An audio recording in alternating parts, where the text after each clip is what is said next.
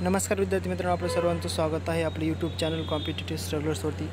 आत्ताच म्हणजे 2024चा राज्यसेवा पूर्व परीक्षेचा निकाल जाहीर करण्यात आला आहे। तर आपण एकंदरीत जो कट ऑफ आहे तो कितीपर्यंत गेलेला आहे याची संपूर्ण माहिती आपण या व्हिडिओमार्फत घेणार आहोत। ओके, तर काही दिवसापूर्वी उत्तर प्रदेश पब्लिक जसं आपलं राज्यसेवा आहे तसं त्याचप्रमाणे उत्तर प्रदेश पब्लिक सर्व्हिस कमिशनची पण एक्झामचा निकाल जाहीर करण्यात आला होता। तिथं एकूण 950च्या आसपास पदं होती आणि तिथं 15,000 विद्यार्थी मेन्ससाठी क्वालिफाय झाले होते। ओके, आपल्या इथं पण तेवढीच पदसंख्या आहे। एकंदरीत आपण पाहूया की विद्यार्थी मेन्ससाठी किती क्वालिफाय करण्यात आलेले आहेत आणि कट ऑफ किती लागले, ओपन कॅटेगरीचा कट ऑफ किती लागले याची संपूर्ण माहिती आपण या व्हिडिओमार्फत बघणार आहोत। ओके, तर प्रथम इथं बघू शकता की खूप विद्यार्थ्यांना अशा प्रकारची होती की कट ऑफ हा 110-120च्या दरम्यान लागेल, परंतु कट ऑफ हा एकूण इथं बघायला गेलं तर 117 लागलेला आहे। इथं बघू शकता तुम्ही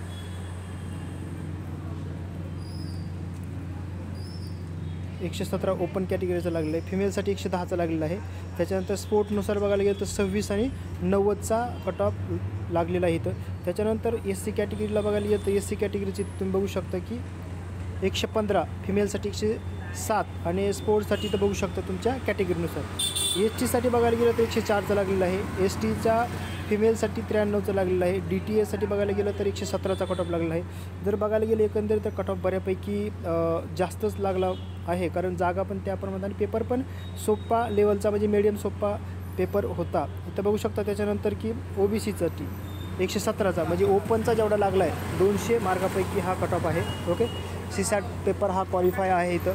आणि त्याच्यानंतर फिमेलसाठी 110चा लागलेला आहे। त्याच्यानंतर स्पोर्ट्सनुसार बघू शकता की जेवढं ओपनला लागलेलं आहे तेवढाच लागलेला आहे।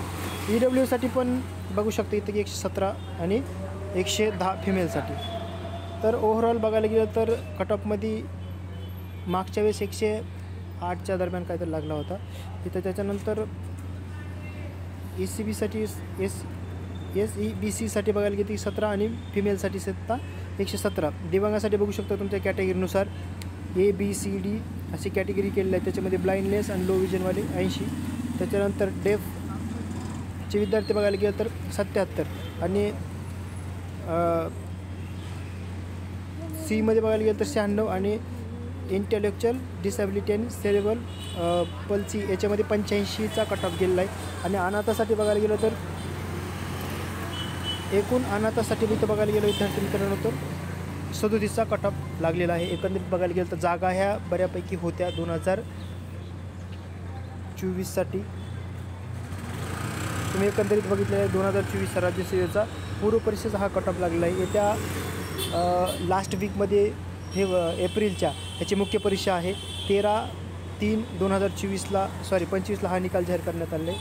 आणि एकंदरीत बघायला गेलं तर किती विद्यार्थी इथं मेन्ससाठी क्वालिफाय करण्यात आलेले आहेत इथं बघू शकता तुम्ही 7,652 विद्यार्थी हे मेन्ससाठी क्वालिफाय करण्यात आले एकूण कॅन्डिडेट। ओके, म्हणजे एप्रिलच्या लास्ट वीकमध्ये जी मेन्स परीक्षा होणार आहे त्यासाठी विद्यार्थी क्वालिफाय झाले। ज्या विद्यार्थ्यांनी त्याच्यामध्ये क्वालिफाय झाले त्या विद्यार्थ्यांनी चांगल्या प्रकारे मेन्स अभ्यास करा आणि चांगल्या प्रकारे मार्क घेण्याचा प्रयत्न करा, कारण शेवटची MCQ बेसची एक्झाम आहे।